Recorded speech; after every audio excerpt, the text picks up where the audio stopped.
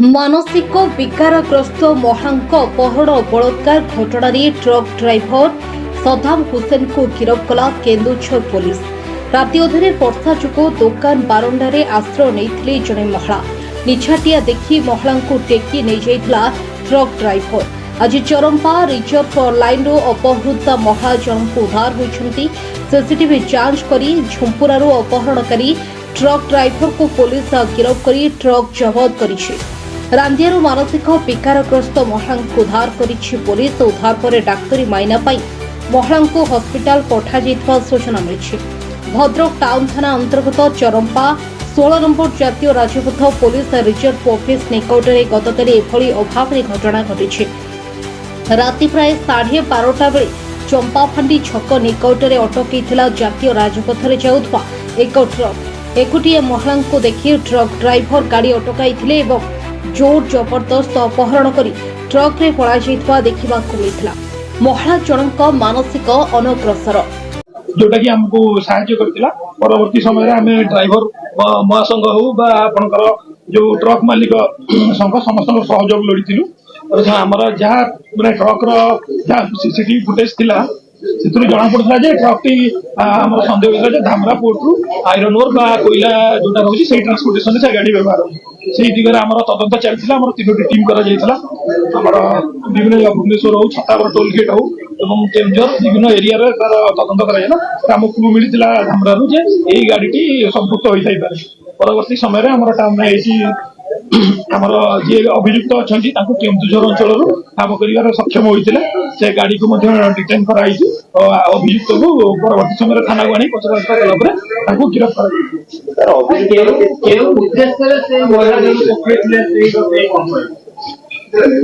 से महिला को जहाँ आम प्राथमिक तदंतर जना पड़ी सहित जबरदस्ती शारीरिक संपर्क रखापी से उद्देश्य किडनाप कर जहाँ बर्तमान पर्यटन आम पाखे सूचना नहीं। देखो बर्तमान से डाक्तरी माइना आम तदंताधीन अच्छी डाक्तरी परीक्षा पर परवर्ती समय से विषय नहीं। देखो अभियुक्तर बयान तो कौन जगह तदंत तार बयानटा एक्सेप्टेबल नुहे किंतु जहाँ आम पारिपार्श्विक स्थिति डाक्तरी माइना रिपोर्ट बा आम एविडेंस जहाँ आसो से विषय तदंत से दिगरे अग्रगति। देखो से स्वीकारोक्तिटा से कौन कर देखो पुलिस आगे जो स्वीकार करवाटा से एक्सेप्टेबल नुहे लरे बा जो आम एविडेंस हिसाब से तेणु से विषय मुझे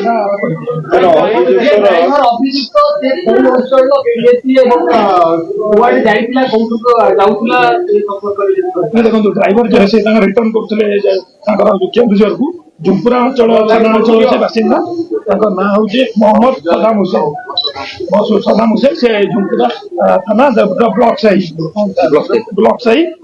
से बासिंदा। अपराधिक पृष्ठभूमि रही देखो बर्तमान जो मुझे रखी यहाँ प्राथमिक तदंत स्तर में अच्छी अन्य थाना कौन अपराधिक मामला अच्छी कौन से बर्तमान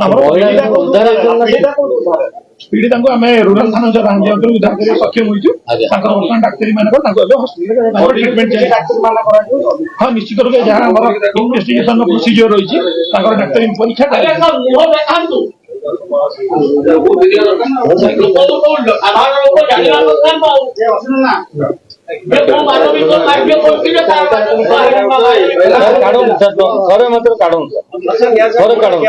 बहुत जघन्य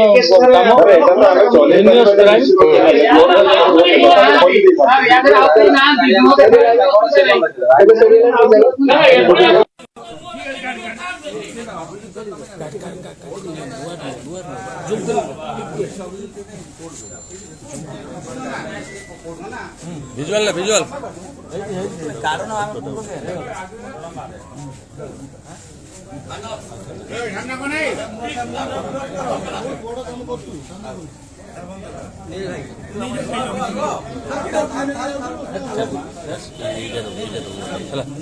bureau report M news Odisha TV.